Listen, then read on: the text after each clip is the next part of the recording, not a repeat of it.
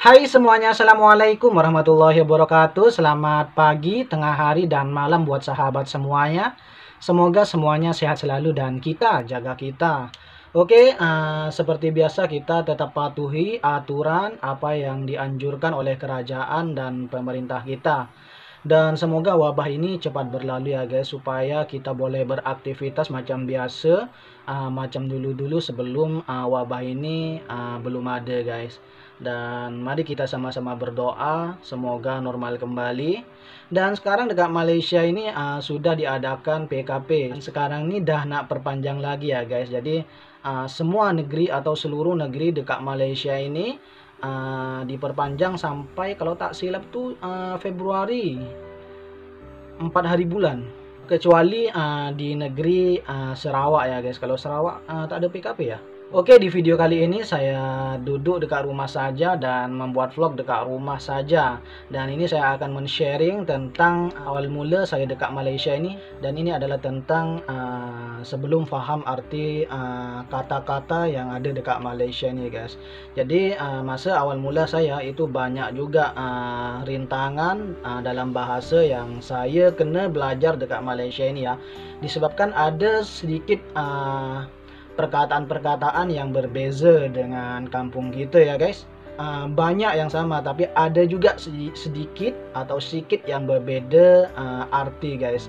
Oke, dan yang pertama itu adalah yang saya salah faham atau salah arti awal mula-mula dekat Malaysia itu adalah tentang medan selera. Dan medan selera ini yang saya artikan masa dulu itu, medan selera itu apa ya? Jadi ada kawan-kawan saya nak ajak saya pergi medan selera.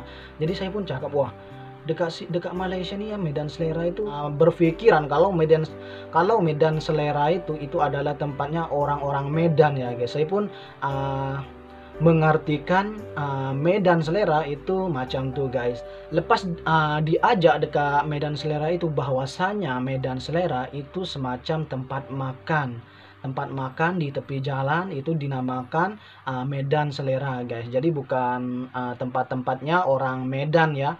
Jadi saya pun salah arti dulu ya, disebabkan wah banyak sangat ya dekat Malaysia ini yang dinamakan medan selera atau kawasan-kawasan orang Medan. Jadi saya pun beranggapan macam tuh guys. Jadi itulah salah arti yang saya awal mula kongsikan buat kalian. Jadi buat sahabat-sahabat Indonesia nanti kalau melancong dekat Malaysia, kalau sudah normal kembali itu ya, itu jangan silap mengartikan, sebab medan selera itu bukan bermakna itu kawasan orang Medan, tapi itu adalah tempat orang makan, atau kalau kita cakap itu apa itu ya namanya, prasmanan ya kalau tak silap ya, atau warung makan. Warung makan itu biasa kalau medan selera dekat Malaysia itu ada beberapa kedai, itu adalah kedai makan semua. Ada kedai mama, ada kedai roti canai, ada kedai nasi lemak, dan ada kedai nasi goreng, dan ada kedai nasi goreng. Jadi bermacam-macam medan selera dekat sini guys. Jadi seperti itulah perkongsian saya tentang medan selera yang bermakna semacam warung-warung tempat makan guys. Oke, dan yang kedua itu adalah kata-kata tentang makanan atau air. Dekat sini guys, air kalau macam kita kalau dekat kampung, air ais. Kalau dekat kampung kita itu namanya air es. Tapi kalau dekat sini saya pernah tersilap atau bingung nak apa. Jadi masa saya kerja dekat restoran kedai Melayu, itu ada orang nak beli ais kosong. Jadi saya pun ais kosong.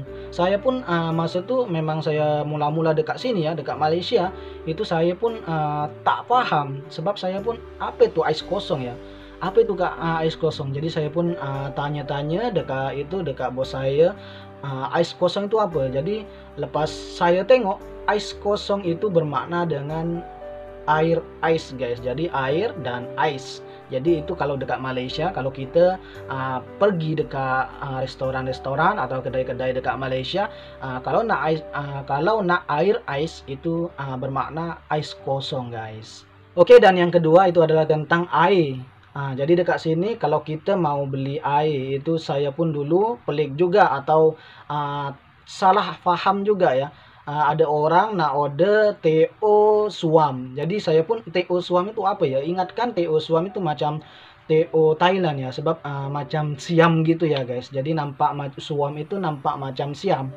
Jadi saya cakap apa itu TO suam, tanya-tanya dekat kawan-kawan saya yang sudah senior, yang sudah lama dekat Malaysia, bahwasanya TO suam itu bermakna TO hangat guys, atau yang kita cakap itu teh hangat.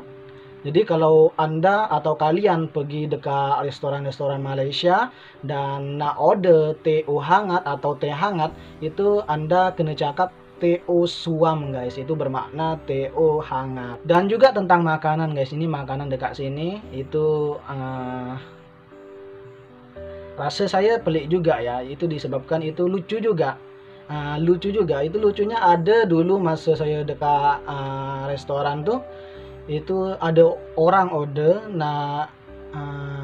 nasi bujang. Nasi bujang tuh apa guys? Jadi saya pun nak nasi bujang. Apa itu nasi bujang? Yang saya tahu nasi bujang. Kalau bujang tuh macam itu ya, film-film P. Ramlee itu guys, yang bujang lapuk. Itu yang saya pun, kalau bujang tuh maknanya itu bujang orang sendiri. Tapi ini ada nasi bujang. Jadi buat sahabat-sahabatku, kalau nak tahu nasi bujang, itu adalah nasi putih dan telur, apa itu, telur goreng ya, telur ceplok, yang kalau kita cakap tuh telur ceplok ya, tapi kalau dekat sini itu telur mata lembu. Dan juga dengan sup guys. Jadi hanya 3, nasi putih, telur mata, dan juga sup guys. Itu nasi bujang kalau dekat sini. Jadi orang-orang biasa itu ya, abang-abang Melayu atau akak-akak Melayu itu ada yang nak itu nasi bujang. Jadi itu sedap juga ya, meskipun macam itu hanya nasi dan sup dan telur, itu sedap guys. Dan juga dekat sini murah. Dan itulah namanya nasi bujang dekat Malaysia. Dan saya dulu ingatkan nasi bujang itu macam nasi jomblo ya, atau nasi bujang sendiri, nasinya saja. Dan oke guys, dan juga masa saya mula-mula itu adalah tentang perkataan cawan guys. Ini cawan ini guys, ini adalah, kalau di kampung kita itu yang biasa kita sebut itu adalah cangkir. Tapi kalau dekat Malaysia, cangkir itu namanya cawan guys. Jadi saya tuh pernah tersilap juga, mana cawan mana gelas. Ada orang-orang yang nak cawan, nak gelas, itu pun saya pening dulu ya masa-masa itu. Ini gelas, ini cawan, itu belum boleh membedakan. Jadi alhamdulillah sedikit demi sedikit saya boleh paham kalau cawan tuh bermakna cangkir, dan kalau gelas ya memang gelas guys, atau yang kita cakap gelas juga. Oke, dan yang seterusnya itu adalah arti padang guys. Ini kalau Padang dekat Malaysia. Jadi saya dulu masa mula-mula itu pernah saya diajak adik saya itu, jom abang Syafina pergi Padang jom. Wah, Padang kan jauh ya. Jadi ingatkan, saya itu Padang itu negeri Padang guys, dekat Indonesia, macam dekat Minang tuh guys, itu Padang. Jadi masa itu saya berpikir juga, wah dekat Malaysia ada Padang juga ya guys. Jadi ingatkan, Padang tuh itu ya semacam perkumpulan atau kampung-kampung orang Padang yang dekat Malaysia. Jadi lepas dari itu saya diajak adik saya, bermakna Padang itu kalau dekat Malaysia itu adalah padang bola. Kalau padang bola itu adalah lapangan. Kalau kita cakap itu lapangan bola. Jadi Padang itu bermakna lapangan guys. Kalau padang bola itu bermakna lapangan bola. Jadi macam itulah ya guys. Jadi seperti itulah pengalaman-pengalaman lucu saya yang boleh dikongsikan buat sahabat-sahabat semuanya tentang salah paham atau salah arti dalam perkataan-perkataan Malaysia yang saya sendiri, yang memang pada masa itu memang belum tahu apa-apa ya. Maklumlah saya orang desa, bukan dari orang bandar. Jadi dari kampung ke Malaysia guys. Jadi kena banyak belajar juga.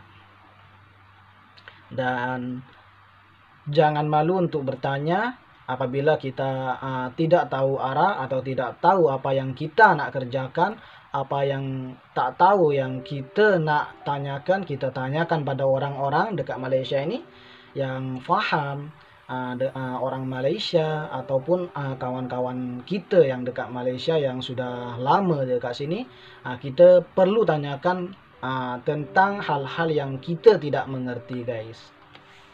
Oke, jadi seperti itulah perkongsian dari saya sendiri. Mungkin sedikit banyaknya boleh bermanfaat ataupun mungkin boleh menjadi pelajaran bagi kita semua. Oke, mungkin cukup sampai di sini dulu ya, guys.